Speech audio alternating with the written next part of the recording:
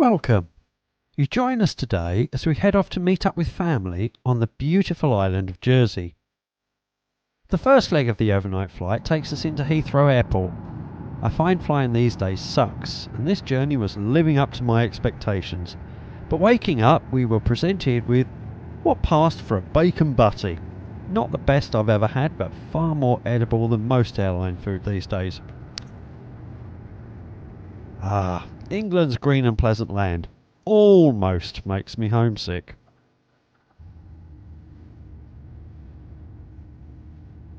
Now to navigate the crowds and the chaos and brain-dead bureaucracy that is Heathrow Airport before jumping on our connecting flight.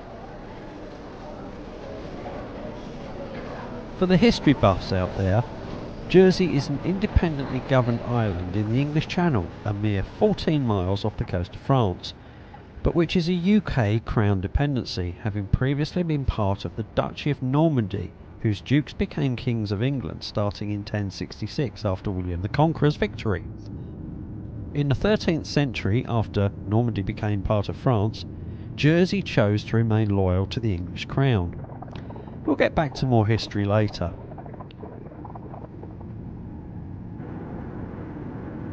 Only about 40 minutes south-southwest. What can I do to entertain myself? Ooh, jammy Dodgers! Jersey is a pretty small island. The airport is on the western side, and our approach brought us in from the east. As we popped out of the clouds, there was a fleeting glimpse of Mont Orgueil Castle, also known as Gorey Castle, the capital St Helier, and Elizabeth Castle as we descended. Memories of childhood holidays came back to me, but this was Mrs Faceless's first visit. Would she like it? And would it live up to my memories? We'll have to see. Now for the short drive to the hotel. Hugs and dinner with the family and a well-earned snooze. Up early and with Mrs Faceless still sleeping, I took the chance for a morning walk down to the beach to stretch the legs and get some fresh air. With the tide out, I ventured down onto the beach and found a plaque to Victor Hugo, the Rock of Exiles. He had fled to Belgium and then to Jersey to escape Napoleon, about whom he had been a vocal critic. His exile on the island of Jersey lasted from 1852 to 1855, when he was expelled for supporting the editor of a local newspaper, who was also forced to leave for publishing an article which, shall we say, spoke in a tone of vulgar familiarity about Queen Victoria. Anyway, a little further along the bay I found the Lido, somewhat famous amongst those of a certain age as the location where Susan met an untimely end in the police drama Bergerac. I wasn't the only one taking in the sea air, which was making me decidedly peckish. Must be time for breakfast. Let's head back to the hotel. Breakfast was of the buffet variety, a favourite of Mrs Faceless.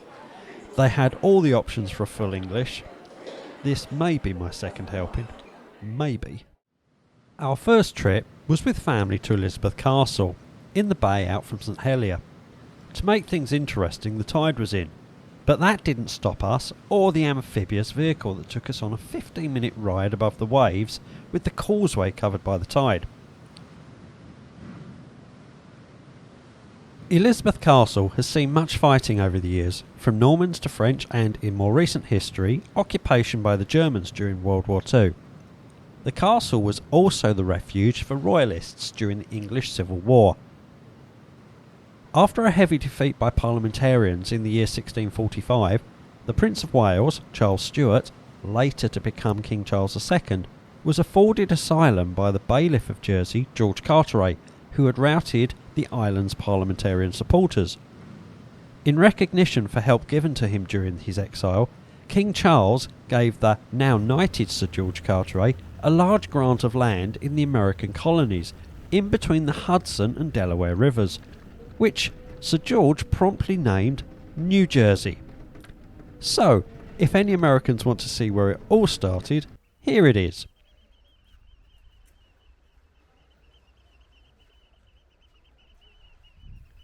As soon as we arrived, we grabbed some nice images of a cannon emplacement and the view of the west wall, before heading out to see the Hermitage rock.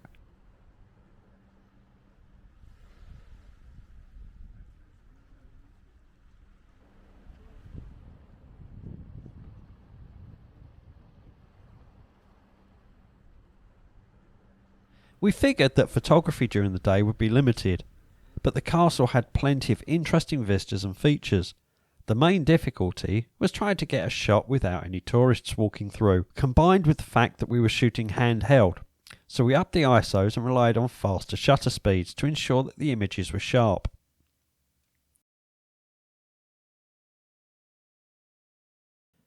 Here's a shot of the castle parade ground, timed perfectly to just have the solitary soldier on show.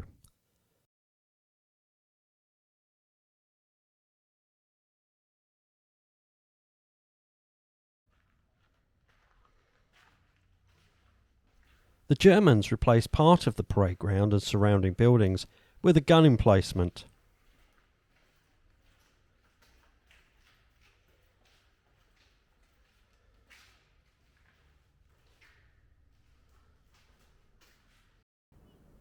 As well as extending the dock past Hermitage Rock at the far side of the castle to accommodate larger naval vessels.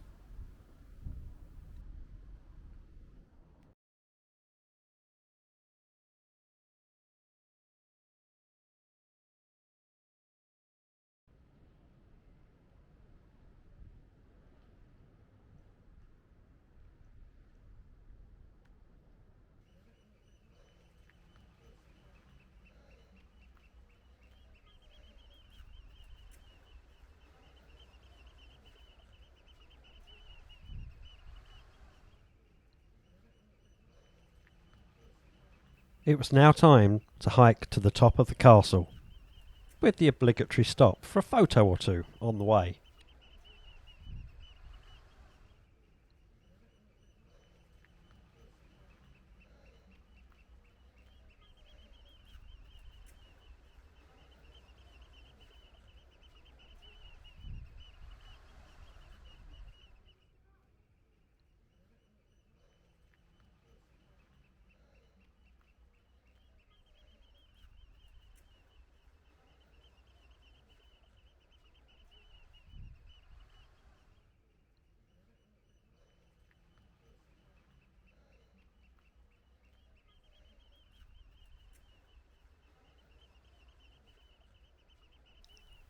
After several hours of walking around and around and up and down countless stone staircases, it was time to head back to the hotel, and then out for dinner.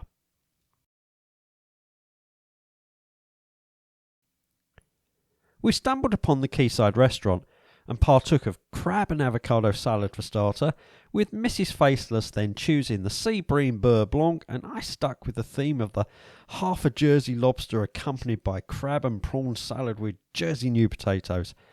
It's a shame our stay was so short, else we would have gone back. It was lovely. The next morning I awoke early with plans to shoot a sunrise, but the forecast clouds were nowhere to be seen, so instead we got another hour of sleep, followed by Mrs Faceless's favourite, the buffet breakfast. Once again, I may have eaten too much. With a solid forecast of clouds due for sunset, once again Mrs Faceless and I loaded our gear into the car, and we were ready to go.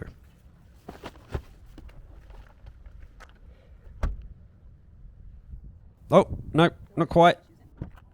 Now, oh yes, now we're ready to go. Our destination was Corbiere Lighthouse.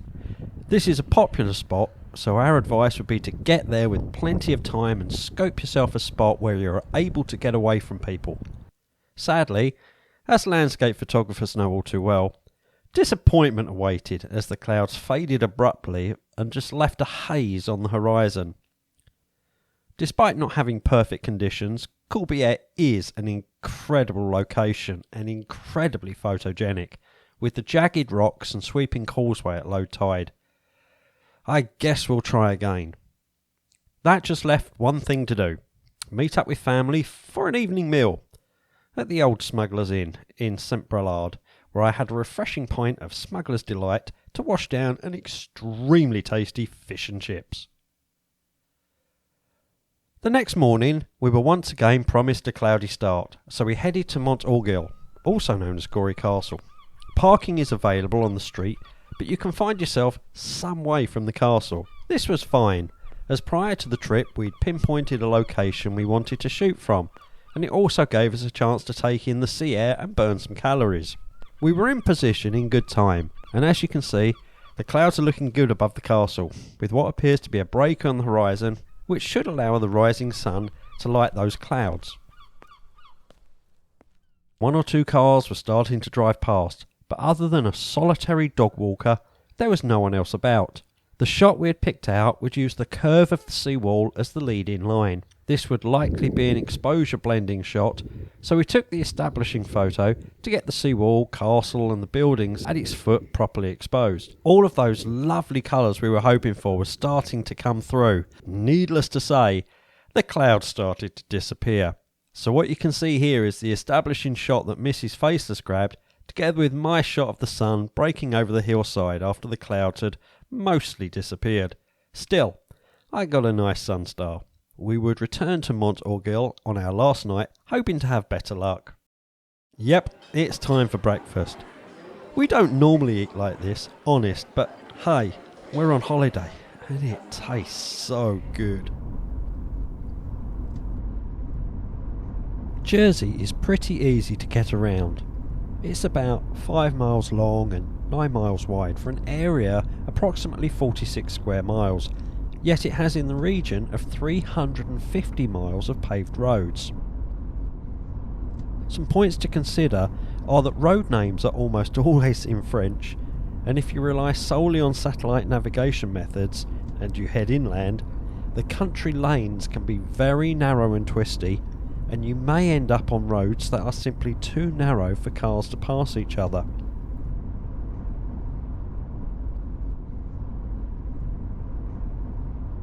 Later that afternoon, we decided to visit Corbiere once more. There was a little mist and haze forming as the tide was coming in. There were a few tourists milling around, but it seemed relatively quiet compared to the other times we'd been there or gone past. A quick check of the weather showed there was not much chance of sunset, and there was going to be thick fog and cloud to the west, so we decided we'd try for a shot once the tide came in, and all we'd have to do is kill an hour. Somehow. Luckily, a short drive up St Owen's Bay, there was a cafe, so we would be able to sit back and watch the tide roll in with Corbiere Lighthouse in the distance, and whilst it's not like we've been starving ourselves, we could grab a cup of coffee and sit in the sun. With some cake. Toasted banana and walnut bread. With peanut butter. Wow. More than fully satiated, and with a caffeine boost, we returned to Corbiere. It certainly looked to be socked into the west, but that did offer the chance for a long exposure, for a high key image. Isolating the lighthouse and the closest rocks works very well. We're happy with these images.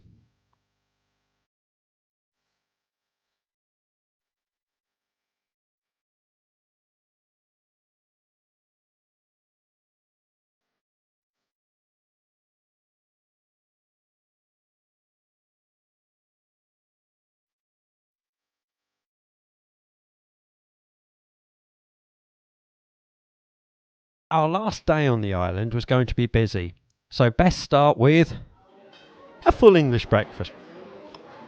After another very tasty buffet, we said goodbye to the family who were due to depart later that morning, and then Mrs Faceless and I jumped into the car and headed for the northwest of the island to start our day at the Plemont rock pools. Turn left. The heavy cloud and sea fog from the night before was still hanging around and made for an impressive sight as it rolled in over the beach and up the valley.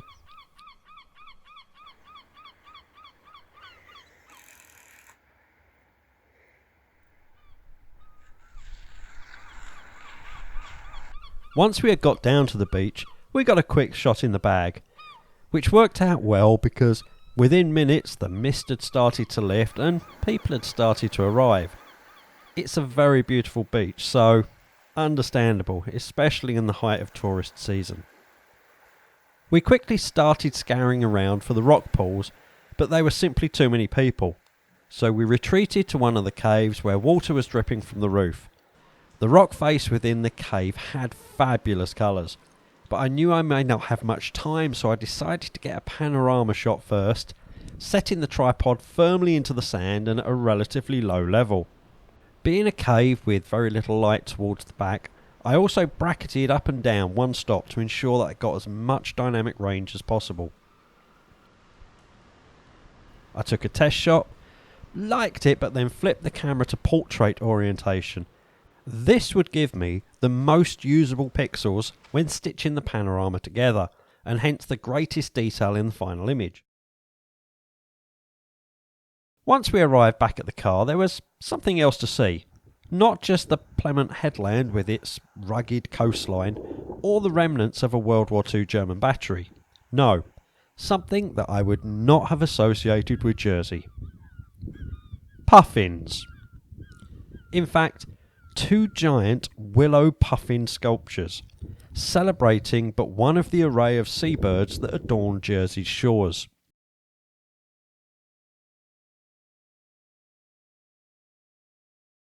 So a quick shot and then off to another castle. The view here is of the beach we were on earlier at Plemont, and you can see the mist returning. A short walk back from here, through the heather, what a sight that was, takes you to Grosnez Castle, which dates back to the year 1330, or thereabouts.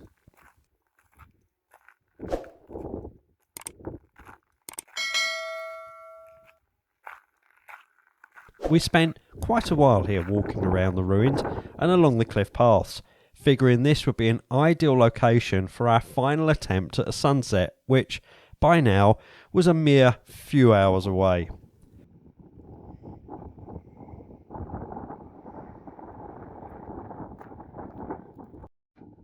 So I guess that means it's time to go get something to eat. Who wouldn't want to go to a pub called The Tipsy, right?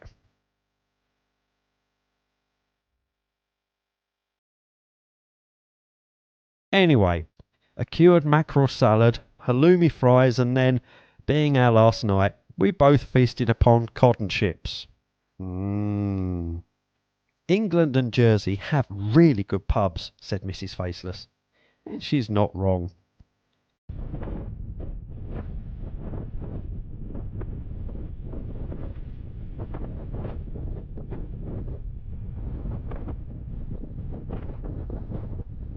Returning to Grosnez for sunset, we were met with a few clouds in the sky, but an increasing haze on the horizon, and some quite strong winds. Even so, the views were gorgeous. But could we translate that into a photograph?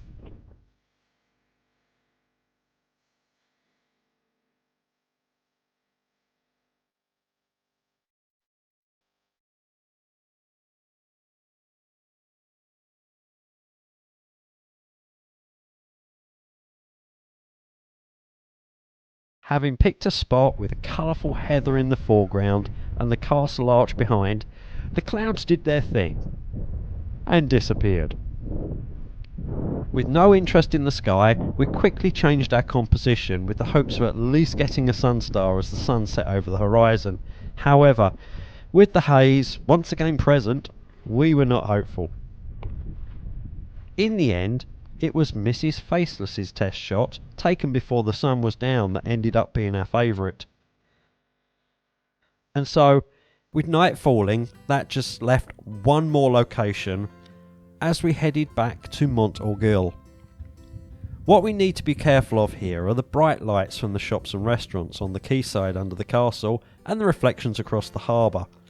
So with a similar shot to the sunrise we attempted previously, Mrs Faceless is using the wall as a leading line, whereas I crop to a 3:1 aspect ratio, losing a little of the wall at the bottom, but getting some nice stars from the footpath lights.